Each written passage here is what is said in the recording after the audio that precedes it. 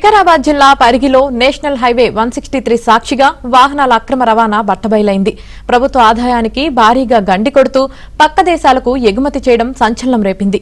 పరిగి మీదుగా bore drilling లారీలను అక్రమంగా రవాణా చేస్తున్నారు. పోలీసుల వాహనాల తనిఖీల్లో ఈ దందా బయటపడింది. ఎలాంటి అనుమతి పత్రాలు లేకపోవడంతో వాటిని పోలీస్ స్టేషన్కు తరలించారు.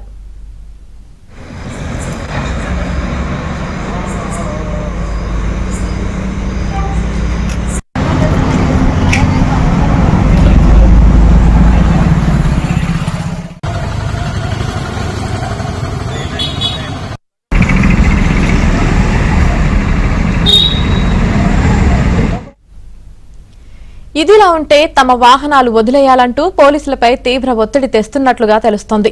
ఎలాంటి అనుమతులు పేపర్లు లేకుండా యథేచ్ఛగా పక్క దేశాలకు బోర్ డ్రిల్లింగ్ వాహనాలను ఎక్స్పోర్ట్ చేస్తున్నారు.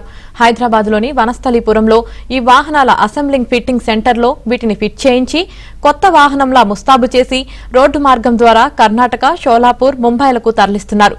కొన్నేళ్లుగా ఈ అక్రమ దందా కొనసాగుతున్నట్లుగా అధికారులు గుర్తించారు.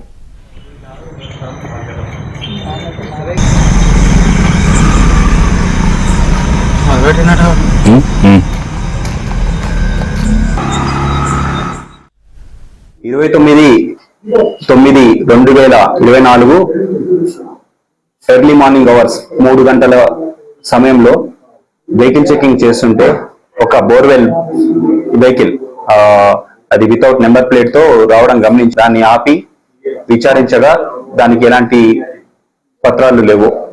దాని తర్వాత ఆ బండిని వెహికల్ ని అదుపులోకి తీసుకొని ఆ యొక్క పత్రాలని అడగగా వారు ఒకటి commercial invoice RK rock drills Padmavati colony Vanasthalipuram సంబంధించిన కమర్షియల్ ఇన్వాయిస్ ఒకటి మాకు చూపించారు. ఆ పత్రాలు సరిగా లేనందున ఆ యొక్క వెహికల్ ని ఆర్టీఓ పరిగికి రాయడం జరిగింది.